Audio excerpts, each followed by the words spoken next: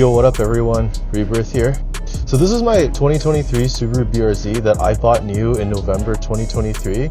And from November 2023 to this late summer of 2024, this was my only vehicle and it was my primary daily for work and groceries and all sorts of errands. This is going to be my 2-year ownership review of this car. Hope you enjoy. So the first thing that I have to say as a huge pro of this car is simply how it looks, right? Now, it looks great. I love the overall shape of the car. I love how it's designed, the front end, the side profile, the overall shape, everything. It's all like super cool, right? I actually enjoy the look of the BRZ more than I like the look of the GR86, just because I like that smaller front grille. And even when you move to the overall interior of the car, I really like how the interior of the car is set up, right? Some people might say it's a little outdated or basic, but it has all the stuff that you need, and it's all in a place that intuitively makes quite a lot of sense, right? You have physical knobs for your HVAC. The screen is visible, but it's not overbearing. You still have knobs for things like volume and some other controls, things like that. You have a digital gauge cluster here, and the default gauge cluster sort of emulates like a traditional one with like the circular tachometer and everything. All the buttons work pretty well, and it's overall a very easy to understand cockpit. I know a lot of manufacturers are moving more towards like bigger screens and like touch screen, that kind of thing, especially with like the new WRX with the whole like iPad thing in the middle. You know, I really dislike that. And I'm really happy that even the 2026 BRZ, it still has like this kind of layout. Speaking of the interior, this is technically a 4-seater car. The rear seats aren't really super usable if you plan to put a full-sized adult back there. But in a pinch, it can work for smaller people, and you can carry pets and like small kids, no problem. I've driven younger kids before, and they're fairly comfortable, but I do have to sit very in front in order to accommodate for them. It's a much more practical car than something like the Miata is, which makes it easy for me to live with because I can only afford to have one car. Whenever you do tire changes as well, if you want to swap from your summer to your winter, it's also incredibly easy to fit all of your tires in the back, especially if you fold down the seat. The trunk itself is kind of small, just a warning though. So you may have to sort of move the seats forward so that you can put stuff in the back if you have things like tires and whatnot. So the car is making about 228 horsepower and something like 215 wheel. And if you look online, people call this car slow and whatever. I don't think that's the case, right? I think this is the perfect amount of power for someone to have fun with without like immediately going to prison or whatever. I came from driving a 2017 Civic Coupe, and it wasn't an SI or anything like that. So it only made about like 150 horsepower or so. So, to someone like me who was used to driving like econo boxes or my dad's SUV, it's like going to something like this is like, it's like, wow, it is like a pretty big noticeable jump in power. Everyone sort of says it's more fun to drive a slow car fast than a fast car slow. And it's true, but it's only engaging if the car itself is engaging, right? Like, there's plenty of cars out there that are like slow as shit, but I would never want to like push it around a canyon road, right? So this car has sort of enough power to sort of have fun with without being a total like total slug, but it's also a very engaging driving experience. The brake pedal and the gas pedal are quite close together, unlike even on the Civic Si, which they're quite far apart, so heel toe is like kind of hard on those cars. You'll have no problem heel toeing in this car. The overall suspension of this car, it's not super stiff, but it's like stiff enough to feel sporty. The GR86 is actually stiffer than this car, believe it or not. And the car overall is like very low to the ground. You definitely feel engaged with the road. That does result in a bit of cabin noise, but that sort of adds to the experience, right? If I'm buying a car like this, I don't necessarily want to be isolated from the road, even if I'm just commuting with it, right?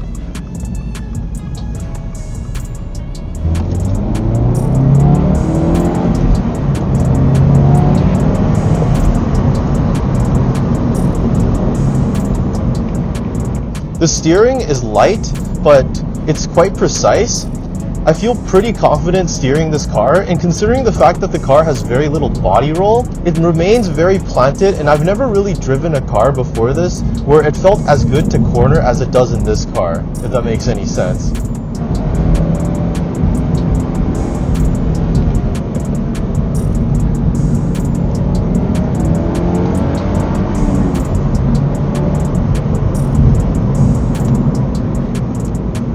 Overall, the car just feels like incredibly nimble and very fun to sort of flick around. And the gearbox, the shifter, there's a pretty short shift throw, so it feels quite notchy. So it feels good to shift in this car. The throttle response is quite linear. There is a little bit of a delay with the throttle, unfortunately, but it's not anything that would like absolutely ruin the experience of the car. The wet weight of this car is somewhere between 2,800 to 3,000 pounds, right? Somewhere in that ballpark. And that's like incredibly light. I don't think there's any car in this price range that, other than the Miata, for example, that's as light as this car, or as flickable or easy to toss around and steer as this car. I think this car shines the best in sort of these types of like back road environments where it's not like super high speed and there's a lot of like cornering. If you live in the mountains or if you live in an area like this, you'll have a lot of fun with something like this, man. And at the price point that you can get this car for, I don't think there's anything better than this for the price point other than the Miata. And with the Miata, you sort of sacrifice a lot more of the practicality than you would want in a car that's going to be your only car. It's going to be your daily and your weekend fun car.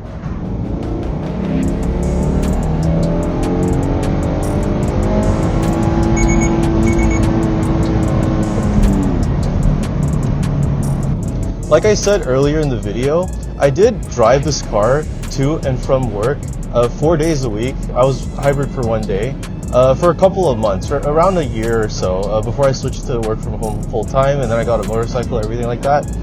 Now, the car, the suspension, it's firm enough that it feels sporty, but it's not too firm to the point where it's like unbearable on like uneven surfaces and things like that. I think that's sort of where the car excels, right? That's the philosophy that they were going for when they designed this car, is that it sort of like has to do everything, but it's like focused to be like very sporty. It's a very livable car, right? It has adequate space for what it is. It's easy to live with.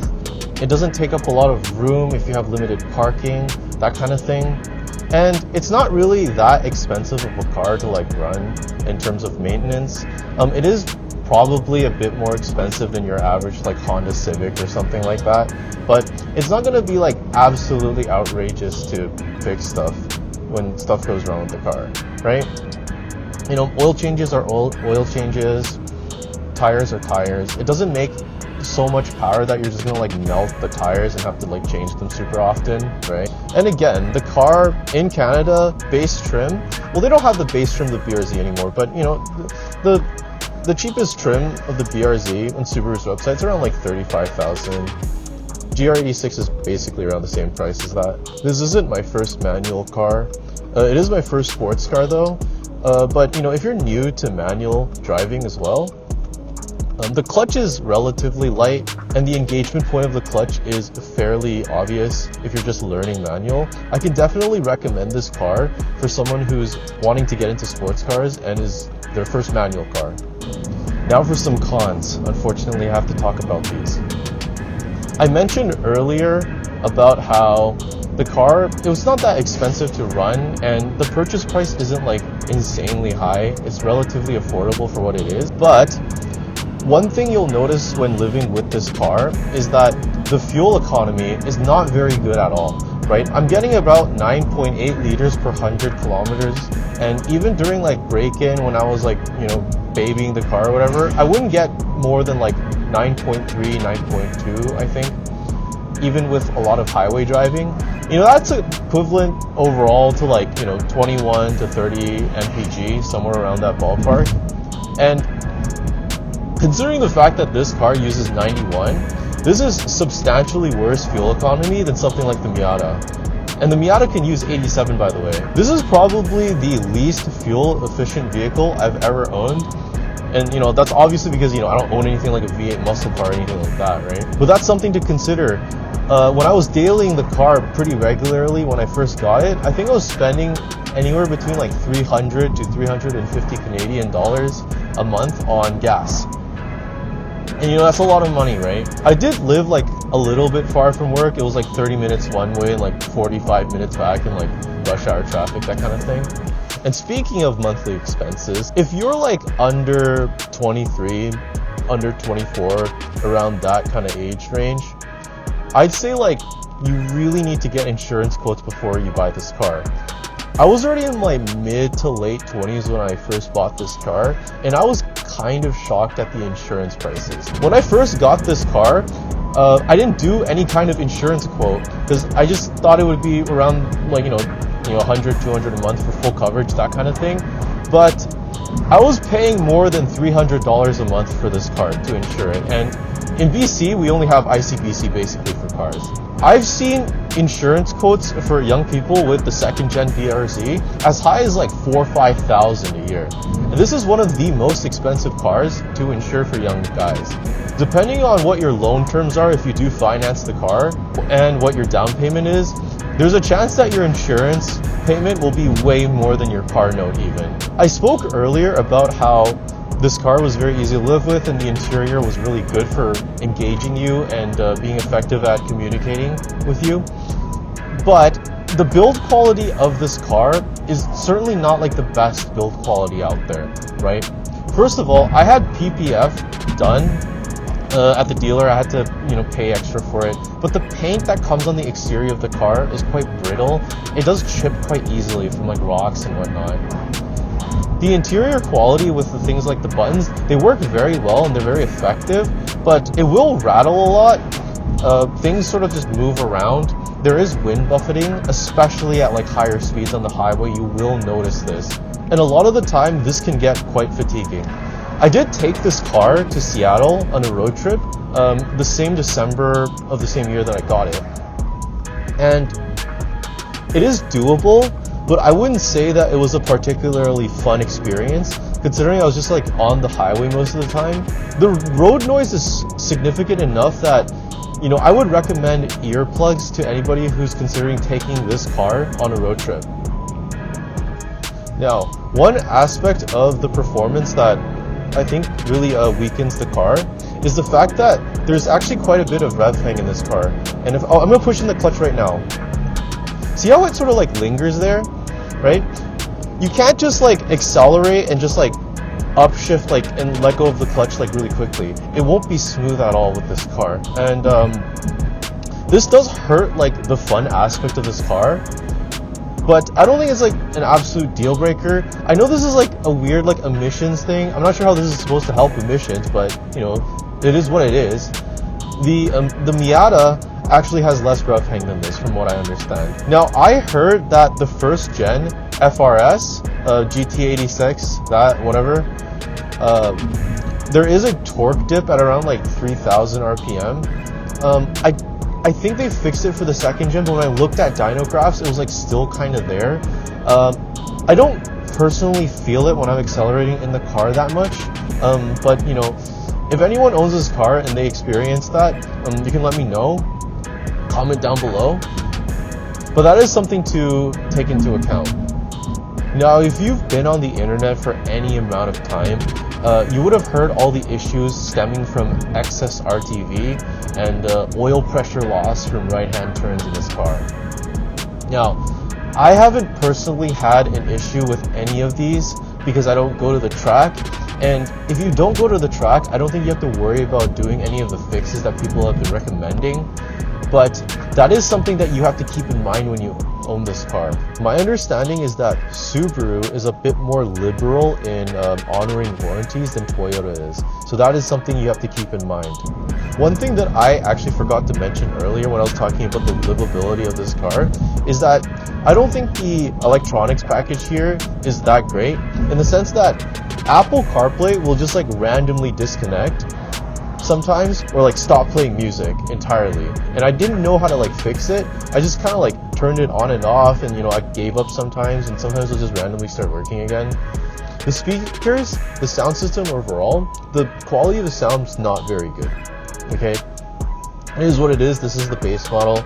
I'm not sure how many upgrades you can do to the sound system, but it was clearly an afterthought by Subaru. Depending on where you live and what types of roads you'll be mostly driving in your car, you might not be able to make the best use out of this vehicle.